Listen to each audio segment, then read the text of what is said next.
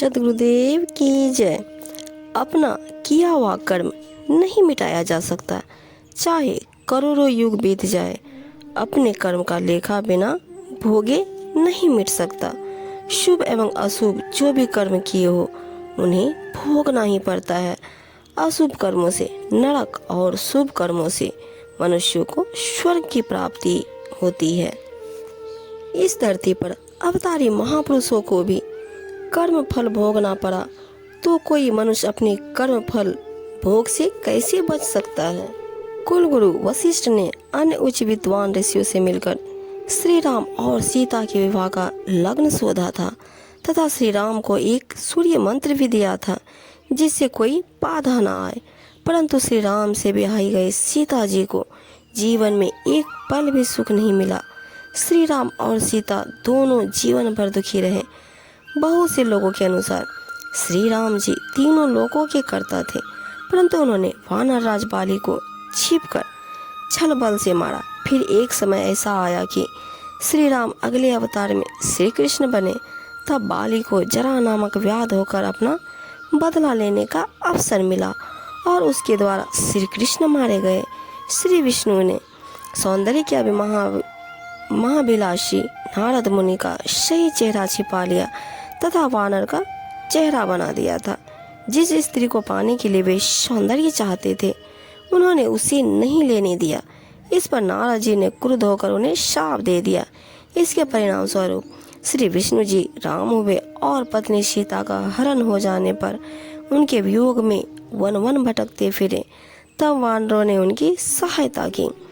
शिशुवावस्था में जब शिशुपाल को श्री कृष्ण की गोद में रखा गया तो उसकी दो अतिरिक्त भुजाएं गिर गई, मानो श्री कृष्ण ने उसकी दो भुजाएं उखाड़ दी हो। फिर बहुत वर्षों के पश्चात युधिष्ठिर के राजसूय युग में शिशुपाल श्री कृष्ण के हाथों मारा गया। उसके फल भोग में श्री कृष्ण का देह त्याग कर जगन्नाथपुरी में हाथों से ठुंडा होकर बैठना पड़ा, यानी कि बिना पंजे का। हाथ पार्वती को संतान न जन्मने पर भी बंध्या न कहे और ईश्वर महादेव को उस स्थिति में भिखारी न कहे। निश्चित ही वह उनका कर्म फल भोगता। कबीर साहब जी कहते हैं, ये कर्म करने वाले कर्ता पुरुषों की बातें हैं।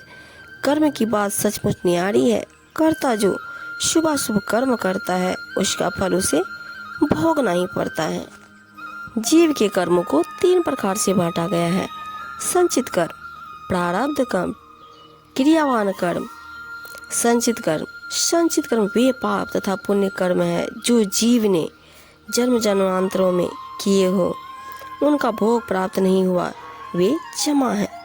प्रारब्ध कर्म वे कर्म है जो जीव को जीवन काल में भोगने होते हैं, जो संचित कर्मों से औसत करके बनाए जाते हैं। उदाहरण के लिए, यदि पाप कर्म 1000 है और पुण्य कर्म 500 है तो दोनों से औसत में लिए जाते हैं। प्रारब्ध कर्म यानी जीव का भाग संचित कर्मों से एवरेज में लेकर बनाया जाता है। यदि 20% लेकर प्रारब्ध बना तो पाप कर्म 50 और पुण्य कर्म 25 बने। इस प्रारब्ध कर्म यानी जीव का भाग्य बनता है। तीसरा, क्रियावान कर्म। अपने जीवन काल में जो कर्म प्राणी करता है वे क्रियावान कर्म कहे जाते हैं।